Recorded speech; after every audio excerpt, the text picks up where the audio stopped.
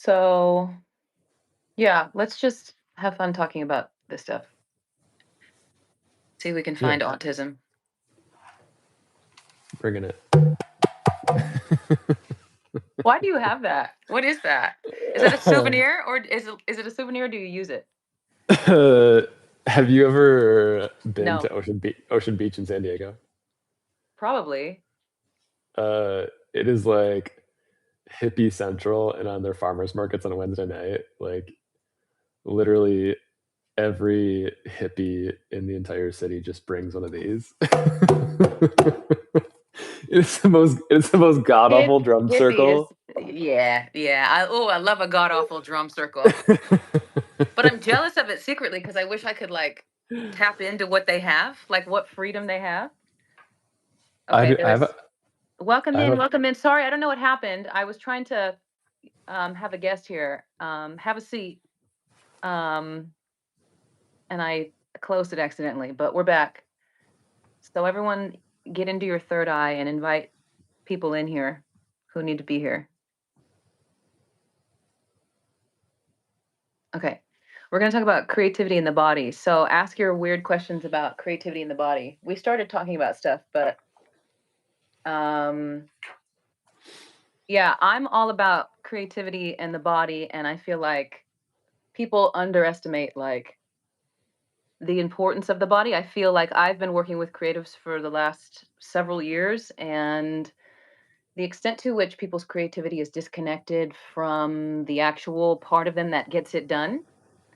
I think people think that talent is the thing that gets their creativity done, and people think that inspiration is the thing that gets their creativity done. I think people think confidence is the thing that gets their creativity done, but all somewhat true, but more foundational to that, I think, is that the body, the physical body, is actually the thing that is doing your creativity.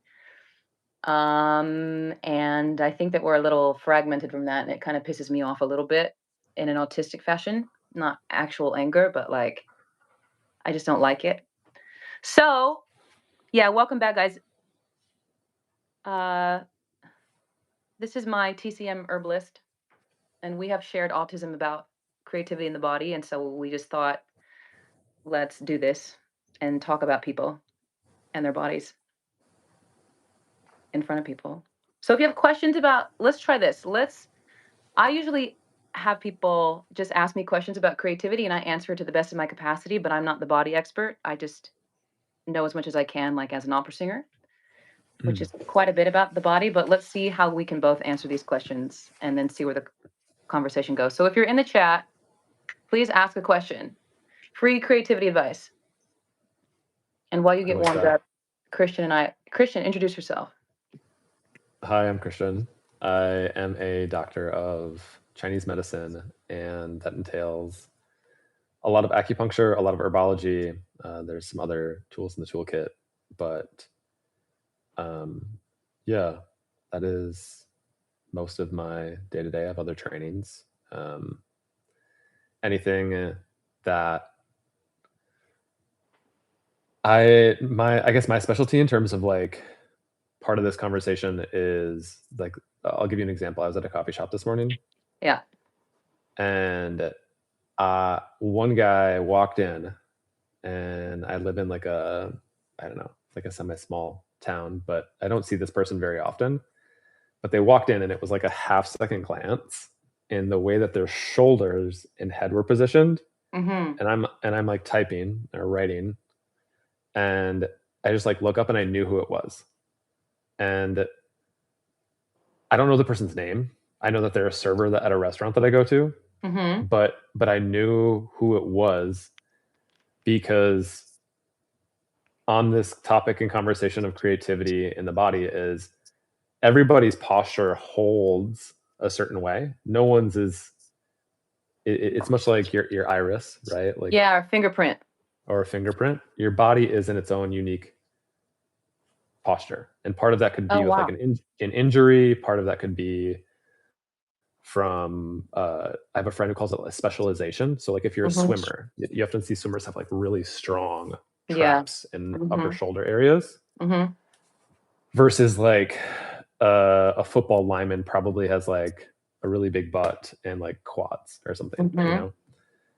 know. Um, but that story about in the coffee shop this morning was um, an example of not just the specialization, not just the injury, but the energetic posture that your body takes Mm. is is psychologically actually how you're moving around. I have a book around here actually somewhere. Hold on, say that Um, again, that was cool. You said that the posture that your body takes is actually psychologically, emotionally managed.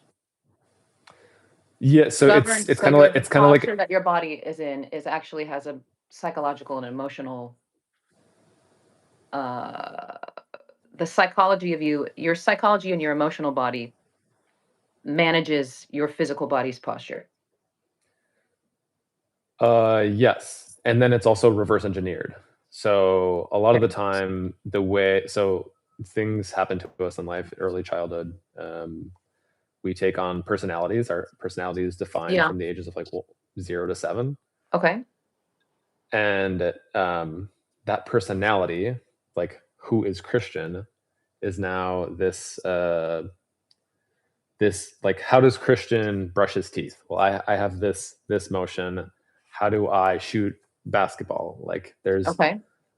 and you can see it in the way that people walk. Like certain people are more rigid, and you're gonna notice that their personality is also more rigid.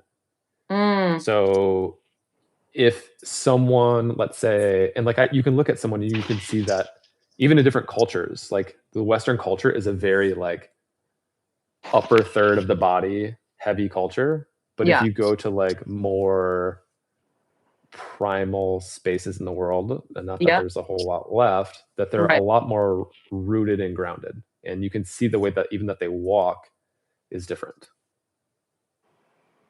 So Yeah. all this just to say that like from a psychology standpoint, um, your body takes on the posture of your psychology and your personality a lot of the time. I would say Mhm. really all of the time because it becomes unconscious. And that's why famous books like The Body Keep the Score Yeah, yeah, yeah. or you Has name everyone it read that? Do we is know that book, The Body Keeps the Score? it's like the best book in the I read industry. that book. I read that book like in the middle of the pandemic. In the middle, I always call the pandemic the great mental illness because of all that damn isolation and all the other things that we were going through. But I read that book and I was like, it leveled me. I had to put it down like every paragraph because I had never. There's this thing that I've always been sensitive to, and I'm very sensitive to it now in my work. Is like this people dealing with themselves exclusively at the level of psychology, which is fine, and there's plenty of tools within that framework. But it leaves a lot out. It leaves out a lot of your healing capacity. It leaves out a lot of the stories and the information, but it also, um, I think, like the self help. I always say this: there's like a self help industrial complex, and tending to yourself strictly from the level of psychology, without bringing in other things like your spiritual health, without bringing things like your environmental stuff, but certainly leaving out the body is crazy. And when I read that book, like I really had to like take a deep breath and take a walk like after every other page because so much of my experience was better understood in the body. Yeah, it's on your list. Just read it. Okay, so what are we doing? We're here with my TCM uh guru person. I have like a board of directors of like people that I trust with my beingness when I'm stupid and other people are smarter than me. And Christian's one of those people. So yeah, let's talk about.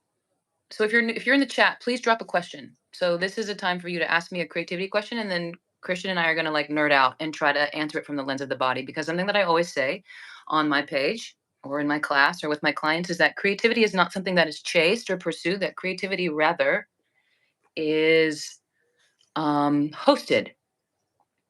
Creativity is hosted by the body. That creativity is the body. Is the body? Is it? Creativity is the human being's most fundamental goal, capacity. I think people think about the body in terms of its capacity to heal itself or something like that. But I would wager that creativity is something, or that the body's most important, like primary objective, is to make us creative. and to support our capacity to be creative. So if you have questions about creativity, drop them in the chat. Christian and I are just patiently waiting for your questions. And if not, we'll just nerd out on stuff that you guys don't care about. Vanessa, can you actually get a third person to come on screen or no? Like, is that something we I can do don't or think no? so. I don't think so. Why? Do you, oh, you were going to ask with a It person? Oh, that would be cool. it would actually be cool to like bring someone on and be able to like have me look at their body and be like, all right, Oh, like that would be cool. what is your creative Yeah, what's in there? pursuit right now? What's happening? And That's a then good being able to be idea. like, all right, this is what I see. When did you begin somatic work and how did it change your creative output? This is a good question for you to answer, Okay. Vanessa. For me to answer? Okay. Yeah. Let me find the answer first. I appreciate this because this isn't something that I have an answer for. I need to, it's a new question for me. Um, when did I begin somatic work? Um, I don't know, maybe about 5 years ago, but when did I begin it with in a lot of earnest, to be honest with you, about a year ago, like with like now, like in a way that somatic work is now a part of my process. I was in Italy singing, um, and I was singing in very different conditions than what I'm used to. Opera is an Italian art form, and opera is a very intense art form. And I was singing a very intense role in like basically drinking from the well. And it was the hardest music I'd ever learned. And the material was also very intense. I was singing Anna Bolena, which is the Italian story of Anne Boleyn, the second wife of Henry VIII, who was murdered by her husband, um, Henry. And I was singing and studying the execution scene. And the music is very challenging. It's very emotionally pregnant, etc. And also, again, the environment. Like, I didn't know what I was doing, and everyone was speaking Italian, and my Italian is shit. And I froze because one, I'm a very nervous performer. In general, even if I'm singing Happy Birthday, I'm gonna like have some sort of panic attack. Um, but the music was really difficult for me. And when a singer freezes, it's bad for anyone to freeze. But when a singer freezes, what happens? Like exactly what happens to all of you. Like my throat gets tight, my breath gets really shallow, I get sweaty, I get nervous, my thoughts get really jammed up, and I start getting really insecure, just like a panic attack in freeze state. I think everyone relates to that. But I, by God's grace, got the intuitive hit to like meditate about it, um, because like this ongoing technical issue that I have in my body, which is tongue tension, was mounting more than it ever had. And I was like, I either fucking sink or swim. Like, there's no, let me work on it. Let me journal about it. Let me work on it for the next 6 weeks. I had to come to the next rehearsal later that evening, improved.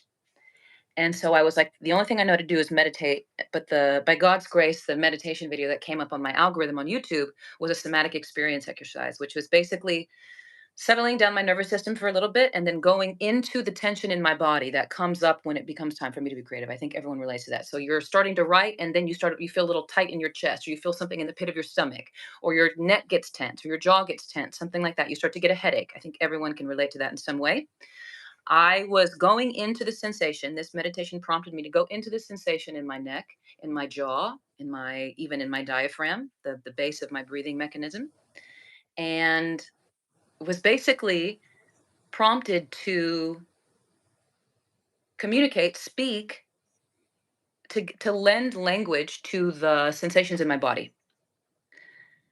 Specifically, if I could basically let my tongue and jaw tension talk, that's what I was doing. And I was saying crazy shit. I was saying and remembering memories, recalling things that I wanted to have said in my life 20, 30 years ago.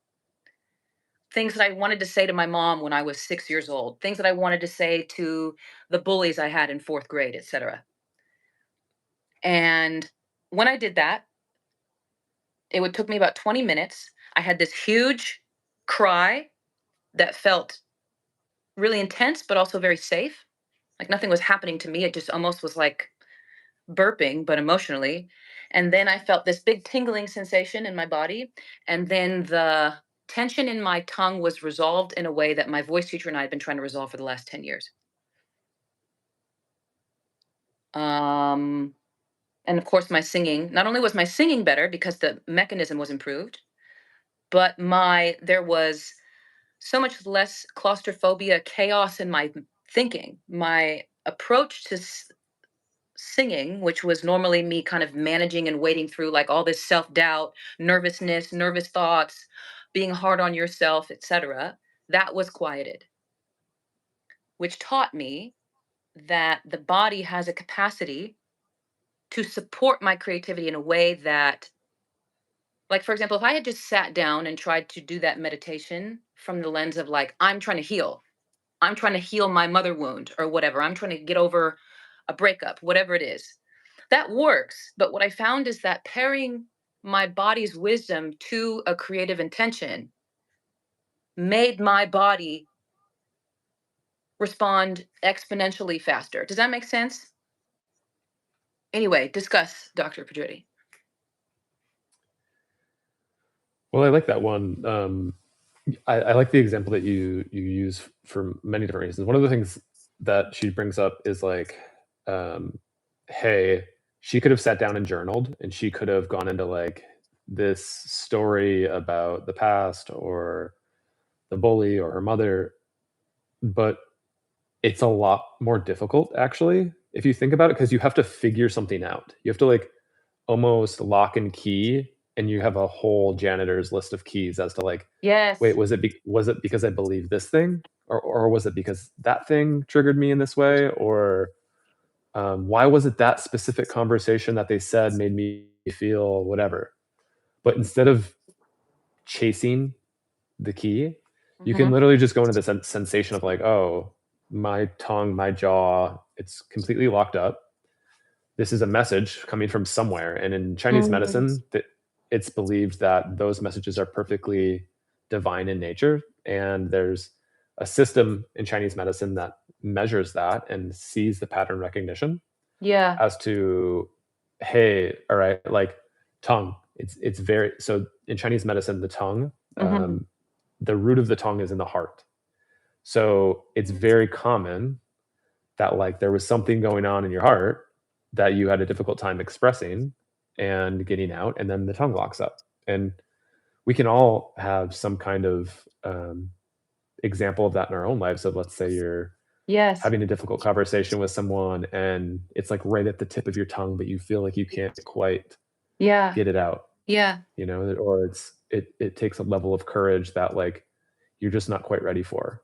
Yeah. And yeah, it's because your heart isn't ready for that. And Yeah.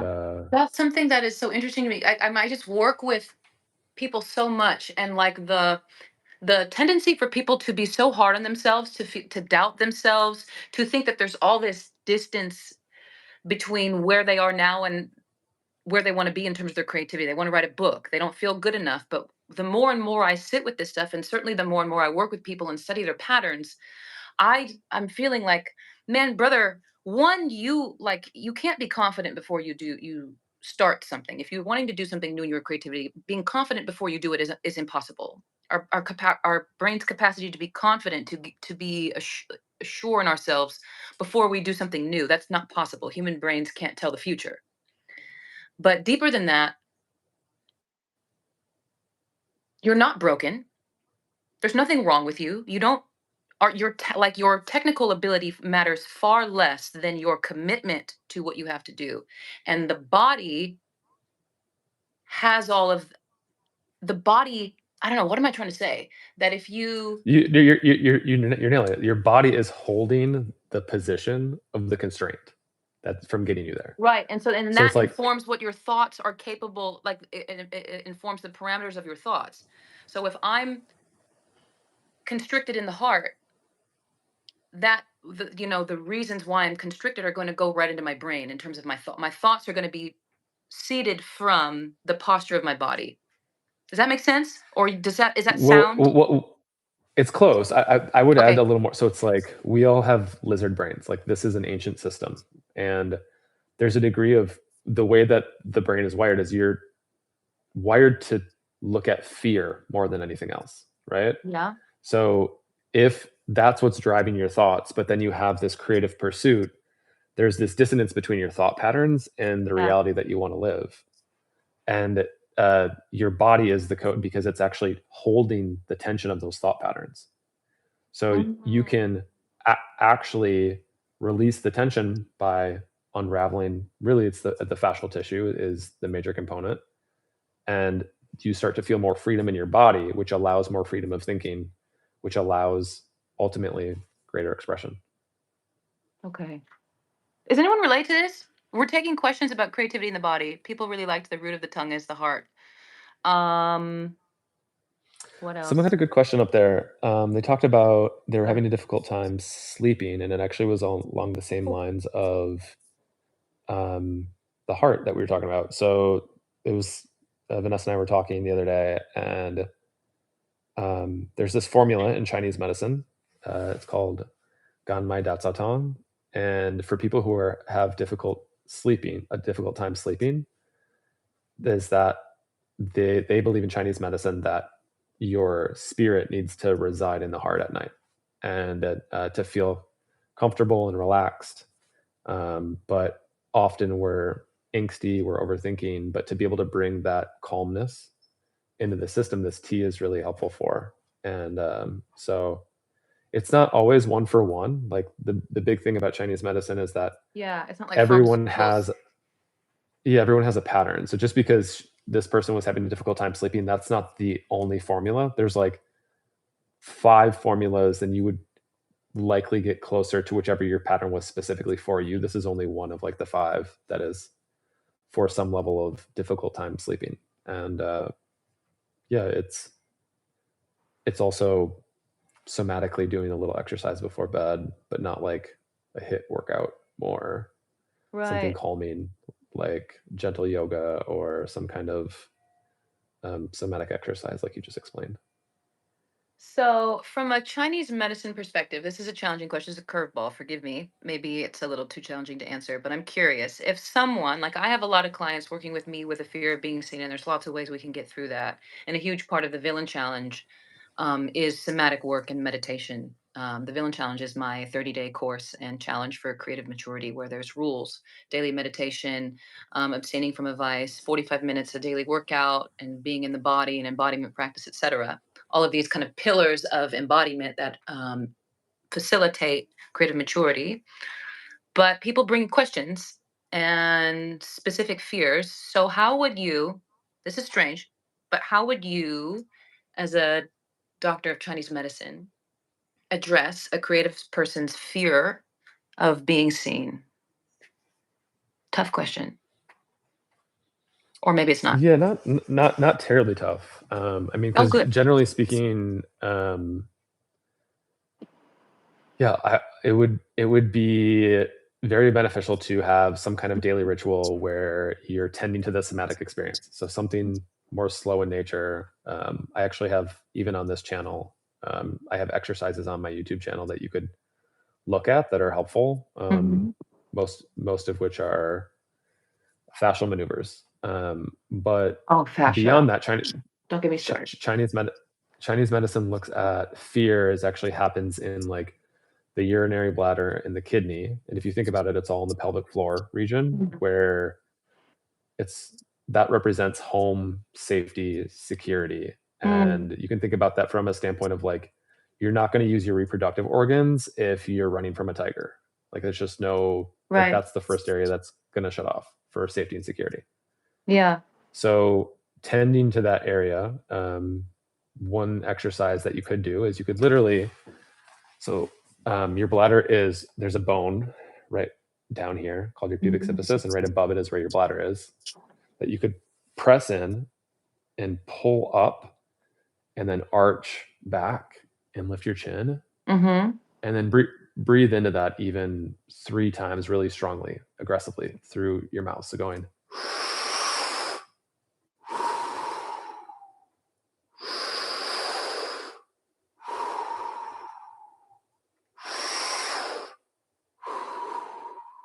and then doing that 3 more times through the nose. Mm-hmm. And it does a couple of different things. Most of the time, anytime that you have a fear, your breath rate is very quick, which means your heart rate is very quick. So consciously breathing and then actually moving some of that tissue where some of that energetic emotion is stored. is a good way to be able to quickly shift something. And then I feel like that there's like you got to sit in the uncomfortability of that afterwards to be like, there's ultimately a choice after that, because Mm. I'll see people on a treatment table where they'll either have a big release, or we get to the precipice of someone about to admit something honest about themselves, but they start to negotiate, Yes, where I they're see it all like, the time. Yep. hey, am I going to be vulnerable?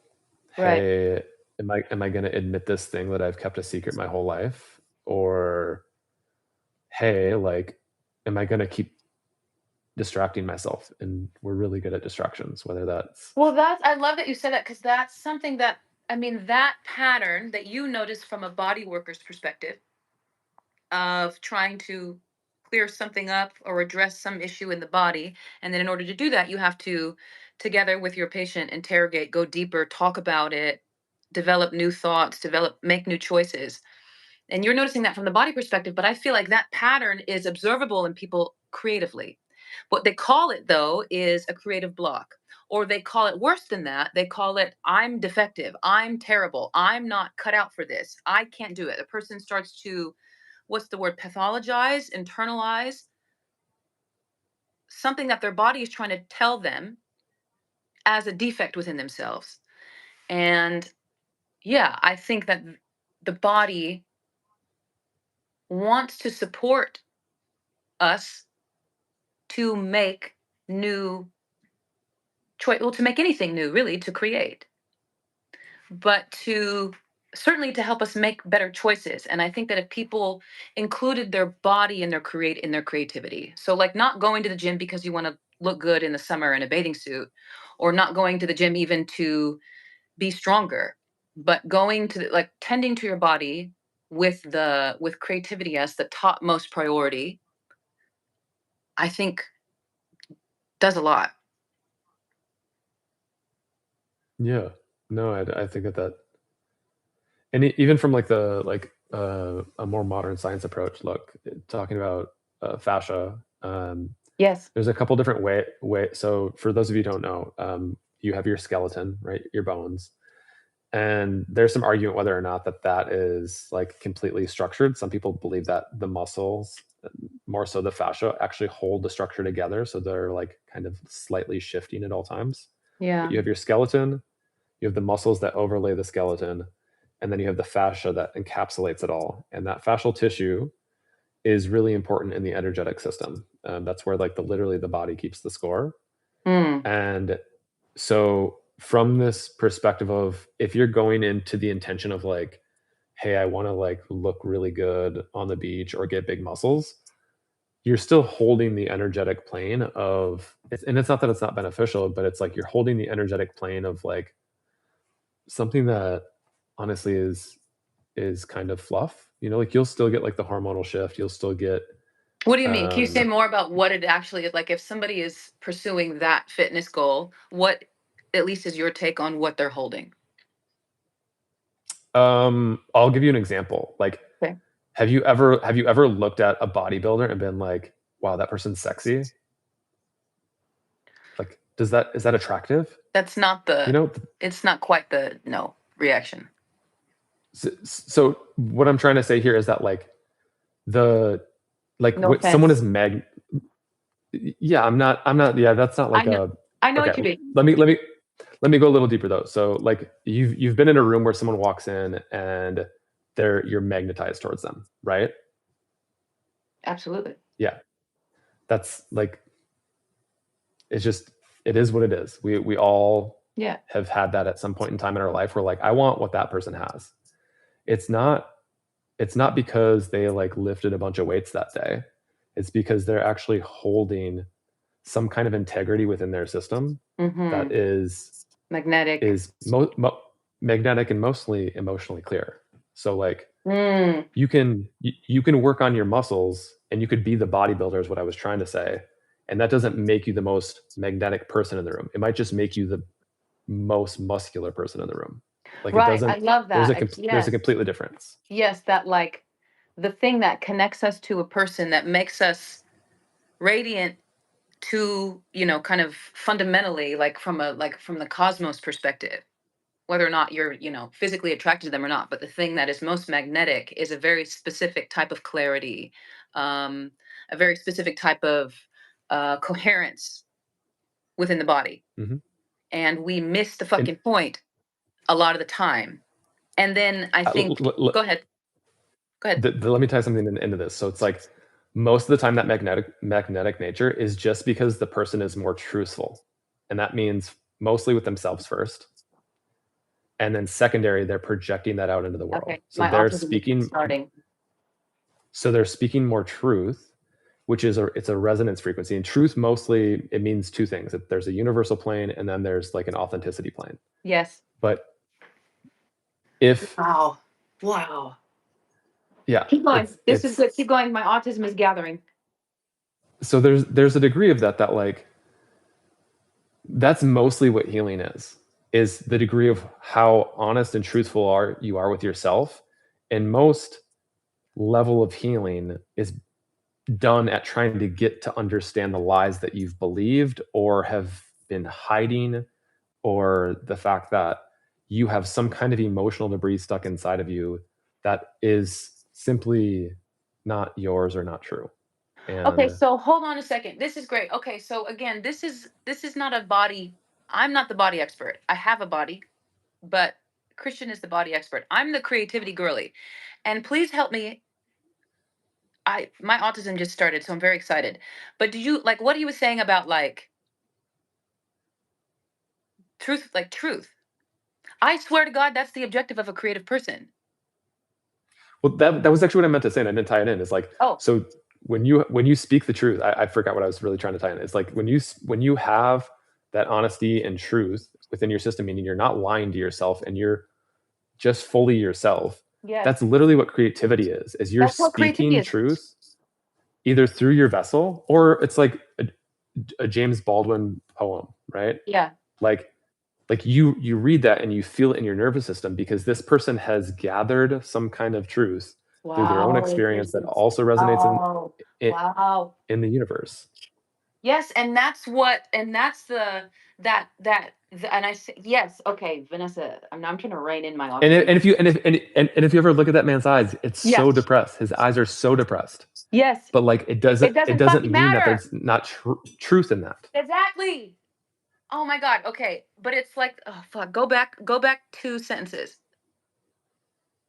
So when someone is speaking truth, but mostly truth just comes from them, which means that they're not afraid of being who they are. Yes. That they're not afraid of, this is what I'm going through. This is my experience. I don't have to Yes. be happy about it, Yes. but I can have many different truths of like, Right. I'm comfortable here in the uncomfortable, or Yes. maybe I'm elated, whatever. Yes. And so But that's why it's like, that truth, go ahead. I'm sorry. that truth of some kind of authenticity within yourself that you're No. ready to also share into the world is what creativity is you have found truth in your experience, you're honoring it, and then you're sharing it with the world. Yes, and that's why it's bullshit that people are so hard on themselves that they're focused about, am I talented enough? Am I good enough to be to be in the arena? Oh, I need to go to college. Oh, I need more followers. Oh, I need to take another this and that. I'm not good enough. I'm not good enough. I'm not good enough. And worse than that, our culture, I think, convinces people that, like in my case, I'll speak personally. There was a very, very long stretch of my life after I had buried a lot of people in my life, my mother being one of them. I was grieving my ass off. And I thought that I was grieving and sad, and therefore a lot of my movement and my thoughts were clouded, and I just wasn't feeling like myself. And so it feels like in our culture that there is this tendency to say, if there's something wrong with you, if you're heartbroken, if you're stuck in limerence, if you are, whatever, you're going through anything in life, that you need to go off into the corner and heal before you can regain society, before you can enter the arena, before you're ready to be an artist, before you can even think about being confident. Your confidence Mm-hmm. depends, according to this framework, your confidence depends on you being some sort of healed, perfect person. And that my thesis, not only my thesis, but the work that I survey, all these books behind me, is that that is not a requirement of art for you to be healed at all. And in fact, I say find it, like just you said, like James Baldwin, find a poet that is not mentally ill, depressed. Find a poem that is a book, a novel that's about a perfect life. There's not a song in the world that's about how easy life is.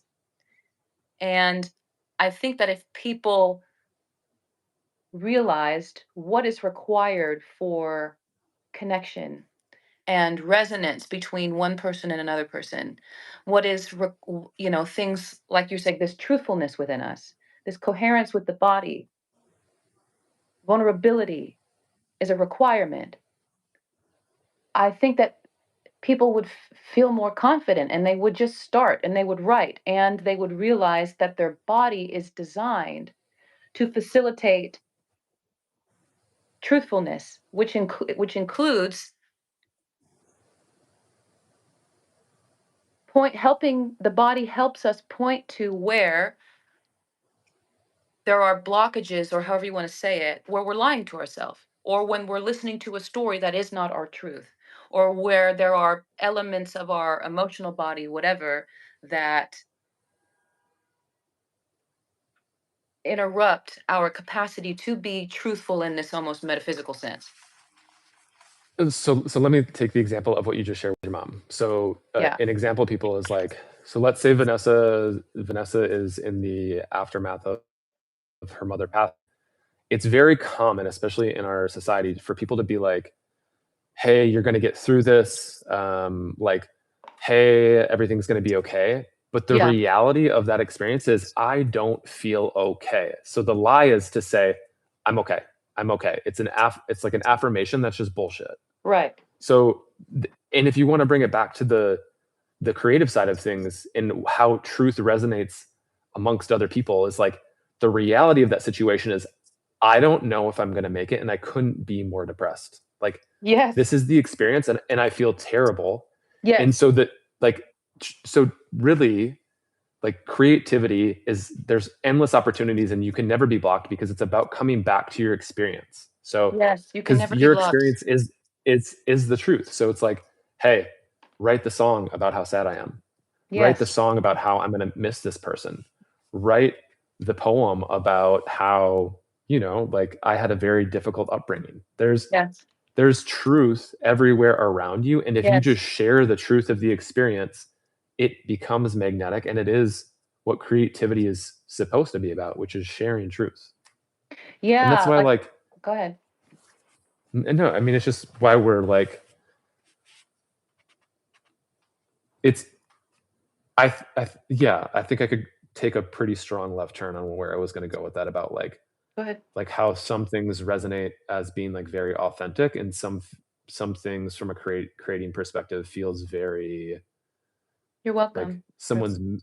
managing, like, hey, this is the hook, this is the, like, this is the melody that's going to make someone's brain tickle, because this is what modern science says. It's like, that's not really, it doesn't mean that there's not a method or a process. That's what all those books are behind you.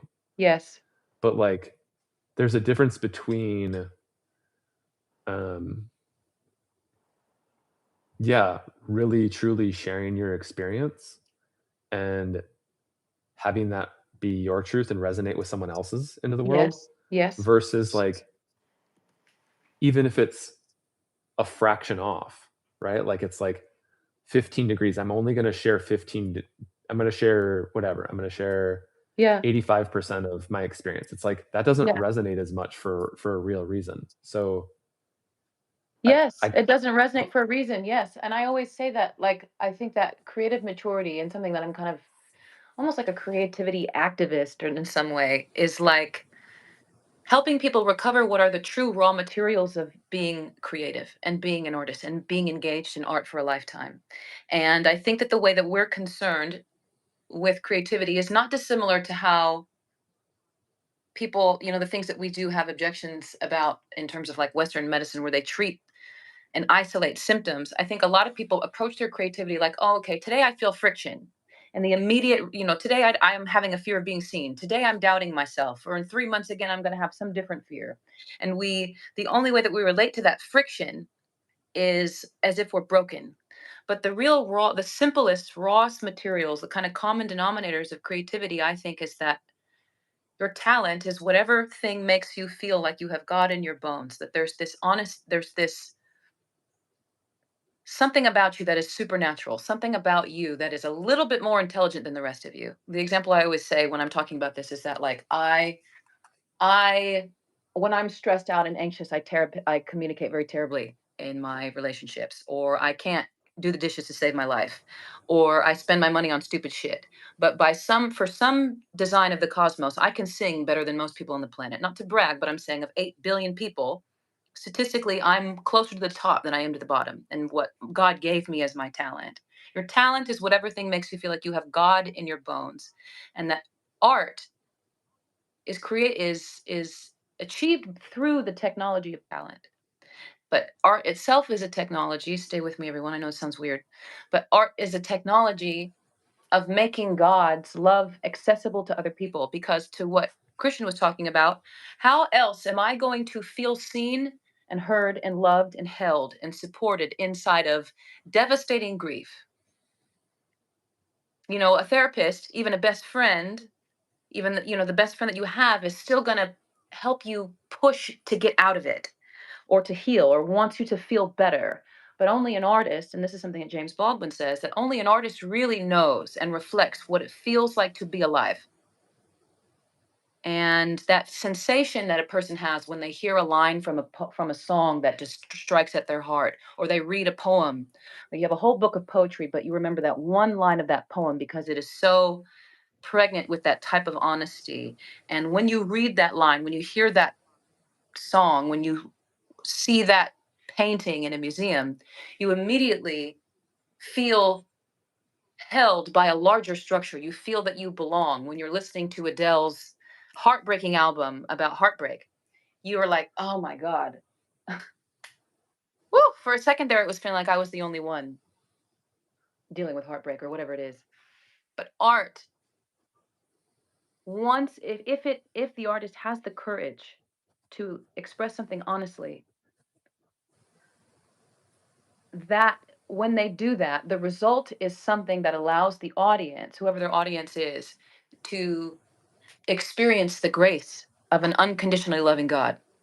And I just think that your body wants to help you do that. And your readiness in terms of what the matrix thinks is not is less of a factor than we realize. Does that make sense? Okay, so we're talking about creativity in the body here. If you have a question or if there's something you want us to discuss as an autistic duo, please drop it in the chat. But we're trying to get questions about creativity and see if we can solve it a little bit. I feel like that's where integrity, there's a sound to it, that the poem or a song, like, when it hit the note or it resonates. Yes. Integrity, almost like in a supernatural sense, like in a metaphysical sense, like Christian's talking about, like that there's a truthfulness that is really important kind of cosmically.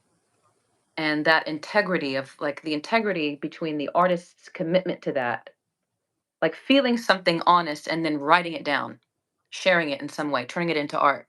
You're welcome. We're talking about creativity and the body. If someone has a comment, or Christian, if you want to riff more. That was really good. That truth shit really activated me. That was good. Yeah. Yeah. Um, there's like another little I don't have it all. I don't have the thesis fully formed yet, but there's like something There's that kind of came up for me, which is like, um, I think you could probably speak on it more than anybody because of opera singing. It's like when you're really in that live performance, mm, that there's something that also like comes through, that it's no longer you. You're just mostly the conduit to the experience, mm-hmm. and that you I would imagine that you get lost in it. So like very like my only experience with this, because I feel like the art form that I knew most of my life growing up was basketball. I didn't have like a standard traditional but like if you ever watch Steph Curry play basketball, Oh, it yeah. can be art, you Michael know? Jordan, yeah. And there's a degree of like when you're in that flow state or you're hitting shots that you normally don't hit and like you can't miss. Mhm. There's this degree of you're not actually even thinking. You're in the experience almost simultaneously with the Exactly. audience. Exactly. Yeah. It feels like And there's go ahead. no, no, go ahead. Yeah, it feels it's a very strange sensation. I always joke about this, but like singing when it's done right in this kind of condition that you're talking about, it feels better than sex. It's like it's a profound presence within the body, and it's this surrender to the point of like, okay, I'm going to lock into what is my responsibility in this moment. As an opera singer, I have to ground into my body and to my technique, my breath mechanism, how my muscles are held in my intercostals, exact position of my jaw, my tongue, my the muscles, the small muscles on my forehead and my cheekbones, the back of my neck, all this in this massive cascade of things in the body. I have to ground into that. Make my conscious awareness literally descend into the body in a way that we don't walk around in that way. And then once you lock into that, it's it's like this massive force starts using you. But you can't get swept up in it. You have to, I don't know, it feels like a tornado, like you're in the middle, like you're getting sucked up by a tornado that's good for you. It's not going to hurt you. It's like a good tornado, but you have to like hold on to like the pole so you don't get taken up. But it's a hell of a feeling. But the audience can detect when you're doing that. And I was at the opera last night, and it's like there's these just moments where this larger hand is just taking the singer, and it's like we all just like mind meld, the audience and the performer. We go somewhere like a DMT trip really quick. It's like, where the fuck did we just go? We all just kind of jumped into Oz for a second, and now we're inside of whatever that song is about in an opera or in a live performance. We're all inside of it. I don't know if I addressed what you said, but I went somewhere else. Yeah, Is that yeah, yeah. No, no. You started going in a place where I wanted to go, which is like because it's interesting from a creative perspective how so for that experience, and I think that it's pretty much universal, probably no matter your modality. That it's like yeah. um, you're creating pressure within your own system as a singer, right? Like everything that you just explained, is you're literally creating internal pressure to be able to expand the intercostal muscles, to be able to like Yes, it's engage other called parts of your physically in body, Italian technique, it's called appoggio. It's like this very you need tension. It's a it's like it's not pushed, which is it's right in the exactly my middle. point. Okay, so you make Where your I'm going point. with this. Go ahead, go. My Sorry. point is my point is no, I wanted you to say all of that. Is my point is that like every creative pursuit that there actually is necessary tension, and most Yes. of the time Yes. the human body actually interprets it as frustration. Yes. So it's like so Yes. you're like, hey, tension is necessary for inertia to be able to open up the conduit. And like So we then a lot of the times so like now you might put one that. of the things that my teacher once taught me was that we have stressors in life and then we have stress. Stressors are the events that happen. Stress is the way that you interpret it. So in the experience of a creative, if you are Cooking Pedretti. going and you're creating something and you feel stuck and there's frustration, well, that's actually a good thing, but it's your interpretation of it that shuts you down. It's Did not you guys hear that? that Everyone shut up for a second. Not you, Christian. Everyone else shut up. yeah, it's Stressors is what's happening, but stress is how you interpret it. yeah. And so So if you find yourself in a situation where you're stress stressed, is your perception. do you see are you guys seeing what I'm saying? I feel this all the time when people like as an opera singer on stage, when I get on stage, it is the most terrifying thing in the world. Like I don't wish the terror of being an opera singer before that curtain goes up. I don't wish that terror on my enemy. It is Herculean. Herculean. Like people like like I sometimes find myself being judgmental, like when I was working in my corporate job and people would get nervous, like making a presentation at their day job, and I'm like, brother, you're paying tens of thousands of dollars for a course on public speaking in a corporate setting. Yo, like I'm saying, like, opera singers are backstage in the green room 5 minutes before the stage, like before the show starts, wanting to, like, they're like, I can't, I have to quit. Like I call the understudy because I it's not worth it. It's not worth it. But my point is that, like, I've also learned is that I need that. It's terrible, but I need that sensation, because what I've learned is that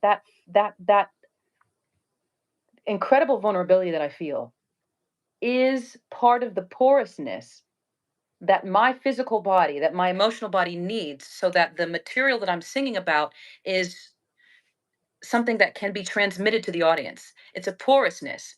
I need to be able to feel what the audience needs in the moment and to be able to sing to it. And they need to be able to feel and extract something from me. It's part of it. If I can't feel it, if I numb it away, or if I'm disengaged, or if the audience is dead, I'm going to have a bad experience.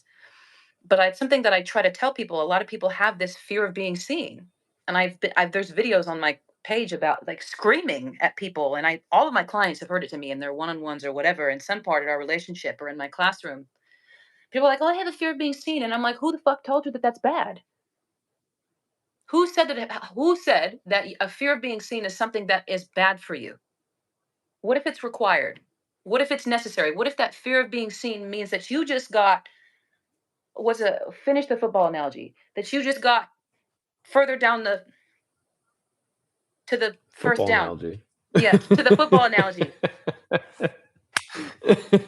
Like, okay, you were cool before, but now you feel a fear of being seen, which means, okay, boom, first down. Does that make sense? Yeah, yeah, you're like marching down the field. Yeah, you're continuing. Yes. it's Um, it's part of it. okay, sorry. I just got autistic about that. I interrupted. You're better at making the point than I am. I just repeat them enthusiastically. No, I mean I couldn't do it without you because Ask there's a questions, guys. degree of Ask like questions. We're just over here being autistic and it's awkward. So ask us a question. If you so so or you can some donate to us and pay, because we're broke broke artists. college kids. Yeah, broke college kids, broke 40-year-olds. um Or subscribe. is is that possible because of fascia? If you're talking about the pressurization that I was talking about from the intercostals, Yeah, in large, yes, and also in perfect. that That's a great case, question. it's going to be your diaphragm. A diaphragm is a big part of it. Yeah, diaphragm, intercostals, We, and that motherfucking psoas. Yeah, let's go to Purple's question. Can we discuss can we structuring our discuss? routines and daily lives to support our coherence and congruency? Okay, Dr. Pedretti, you go first. Okay, use me. Okay, or unless what's your art? Well, Tell us that. yeah. What does it mean So for you? yeah, a lot about is it about it's so personalized, and a lot of that I have found is about becoming a really good observer of yourself. So like give me your best interpretation of how you think that you work best. Per 13 IV. Okay. Perp Viv. 13, Sorry. Vivian. I'm assuming Vivian. I don't know. Yeah. Like I would love to hear what you feel is like your natural where you feel most energized throughout the day. I think someone said earlier on this stream, like the morning time is a very special time Yeah. from a creative perspective because it's there's like a silence there. And you can kind of feel like the rising of the day. And in Chinese medicine, they would call that yang energy. So there's this like Mm, momentum that's starting to build. I ironically I feel the opposite personally in many different days. Like I'm most creative often either in the early morning, but a lot of the mhm. time it's late at night, like when everyone is asleep. It's Yes, like me too. my my part of the world has shut down and it's just me, and there's no sirens outside, there's no noise, and there's something about like the darkness that is I don't know, just very yeah, I think it's very specific. As much as I would love to give you a structure, I think it's more about getting to know and understand yourself. Yeah, and then I would say, again, like if giving somebody like the raw materials of even finding this observer's mind, this observer's pattern in themselves, like tuning into that manner of dealing with themselves. Like things that come to mind for me are, I'm going through this right now. Like I'm on a strict program with myself. It's part of the Villain Challenge. Like I said, there's another one starting in May, by the way, if you guys are interested. Mm. But like there are basics of like I've found like being very intentional with my food. Um, there's a relationship. I don't know what it is from a science perspective, the way you would know, but like intuitively, I can tell that there's a relationship between how much inflammation I allow into my body or allow my body to do whatever inflammatory shit, and my capacity to be, I don't know, in touch with myself. And so for me, there's limiting certain foods, like limiting certain foods on like with the intention that I'm creative and I want to communicate with the most sophisticated creative aspect of myself. And I want to be able to steward that stuff. So there's like a food component, there's a meditation requirement, settling your nervous system so that you can hear the messages that your body is sending you. Um, Go ahead. Vanessa, we got some pretty good Oh, questions in the go for chat. it. Go for it. Go for it. Two of them were pretty similar. What is the difference between tension that you can create from and tension that blocks you from creating freely? And then Wow. the next one was pretty similar, which is how do you maintain acceptance of the pressure, stress, while also remaining relaxed enough to let the channel open? My my vantage point on this is this is why creativity is so hard, is what I'll first say, is because it's this balance in certain ways. And I have found it, and I've taken Vanessa's course where it's like it's a full-time commitment. And that's why you put yourself in a course like this, is because you need the container to be like, this is what I'm doing. And Mhm. uh, I'm committing to something. Like most of us don't have the day-to-day bandwidth or reserves or willpower to like just sit down and do it. So there's Yes. this like container that can be really, really helpful for all creative pursuits. And I would say But the what is same a thing container? What does that mean? That's one of those to words that like people say, but what is a container? What do you mean? so for instance, your chorus is like a Oh, you 20 mean a like day. mhm. Mhm. It can be that can be a container in and of itself. It's like Yes. you're holding space for a bunch of people for Yeah, showing 28 days so intention. that they Yes. have time to unwind and also learn a lot. You guys, if you don't know this, Vanessa is literally, she's either the first or second best lecturer I've ever been to. There's a body worker that I really like, and he's got many years on her. So, but I'll take that. Thank you.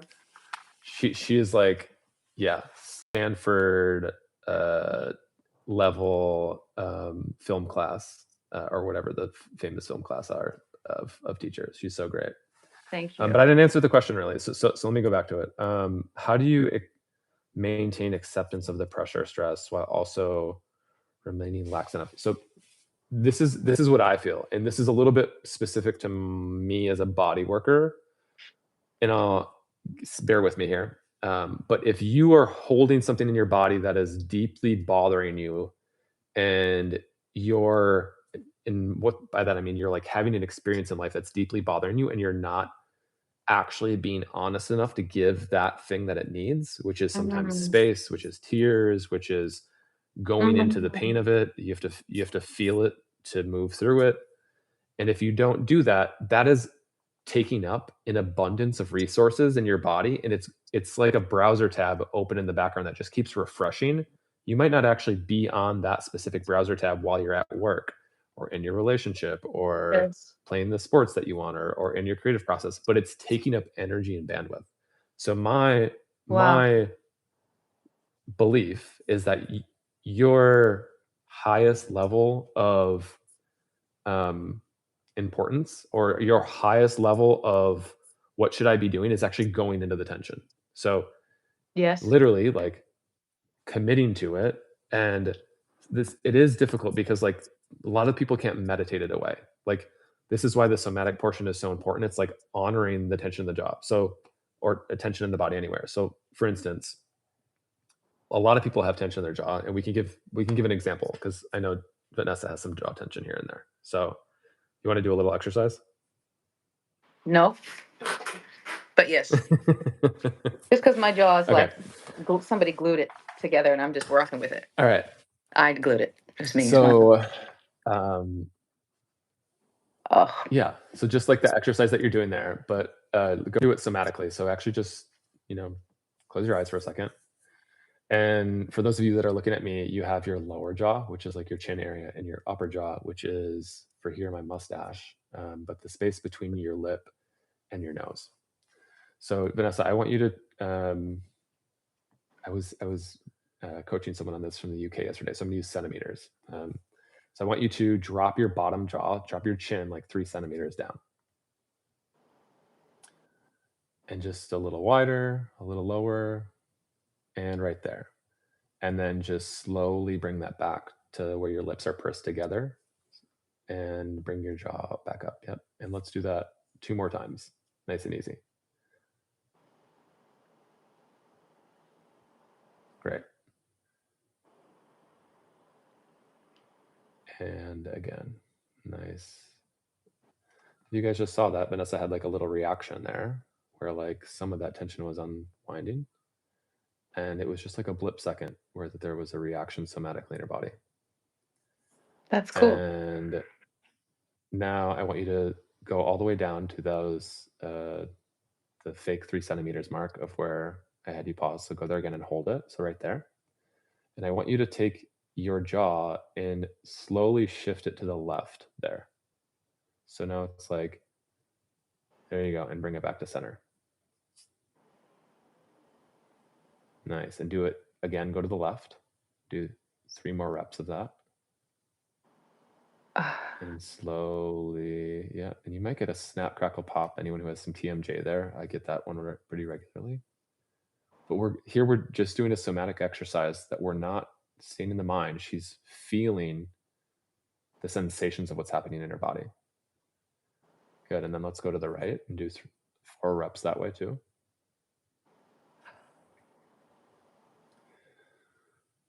Good.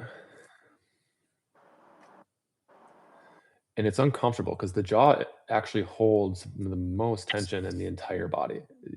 I don't know how true it is, but it's said in the body world that the jaw is the strongest set of muscles in the body. That and the tongue.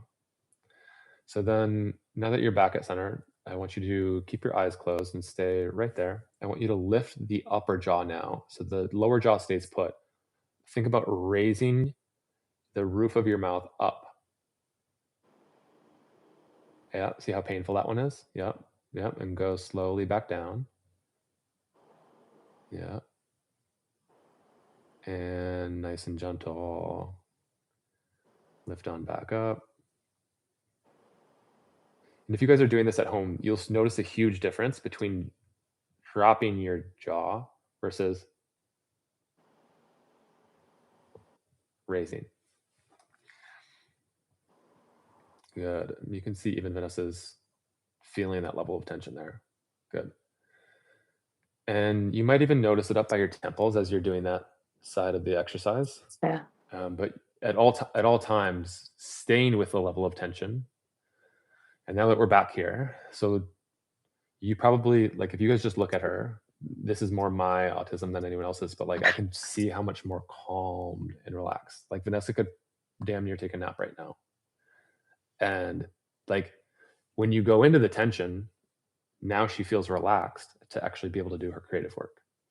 So starting with the tension, the nervous system then realizes it's been holding that pattern for so long, and now Yeah. there's more open space in her body. And then I just want to say, just from an experience perspective, which is something that I want to invite people into within their own creative practice, is that once you're in there, and there's some stuff, there's some big emotions in me that came up just even from that little, those really modest movements. But like, it's uncomfortable. And then even things like you feel self conscious because you hear a click, or you notice that you're holding it, or You feel bad about yourself because there's a tension, but then after a few seconds, there's this spaciousness within you. And I think that we forget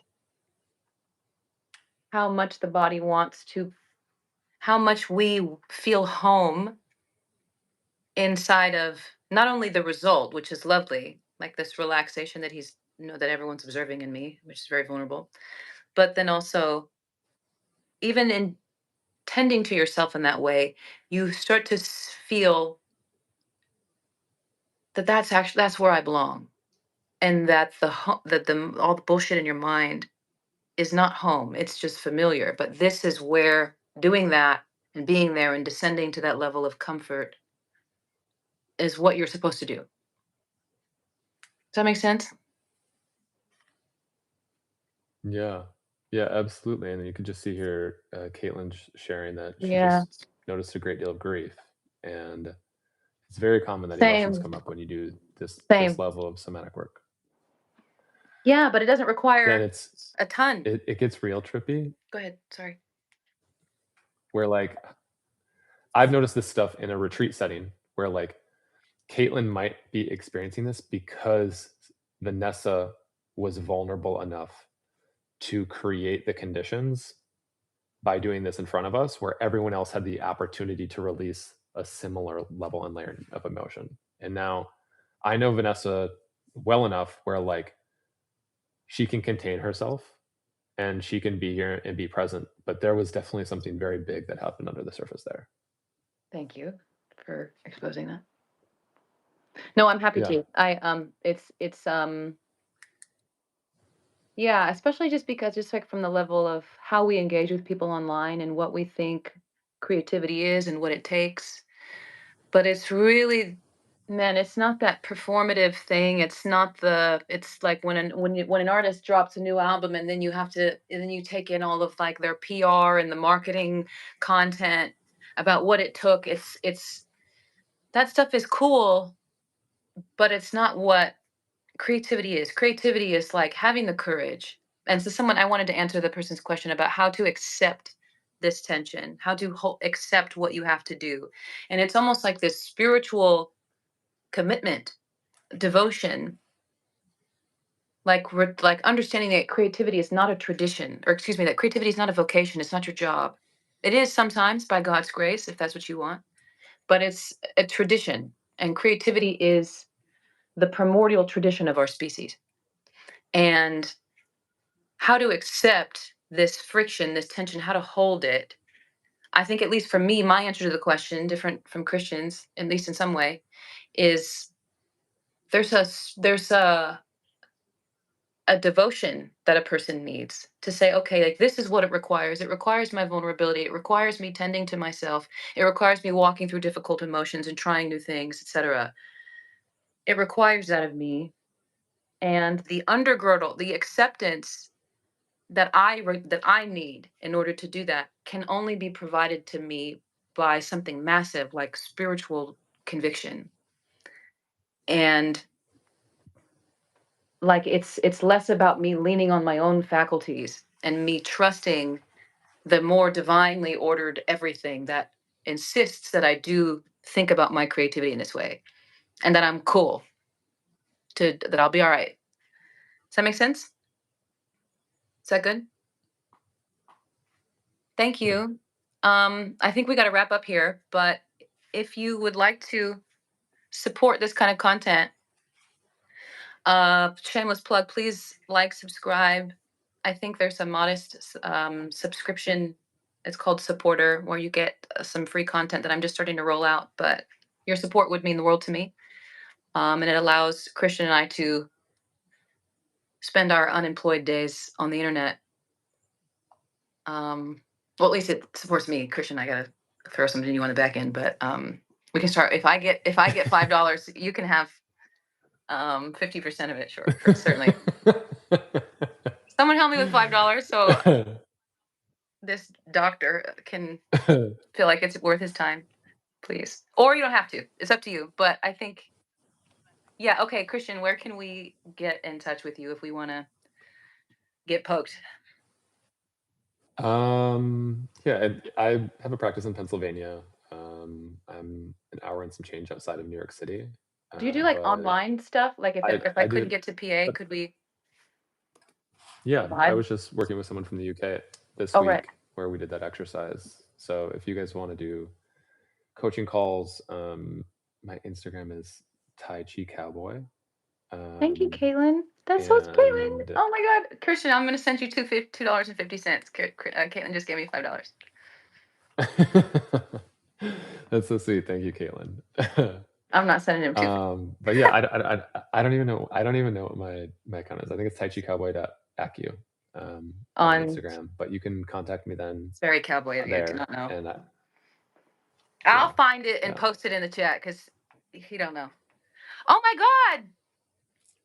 Thank you. Oh my god, you guys. Okay, look. Okay.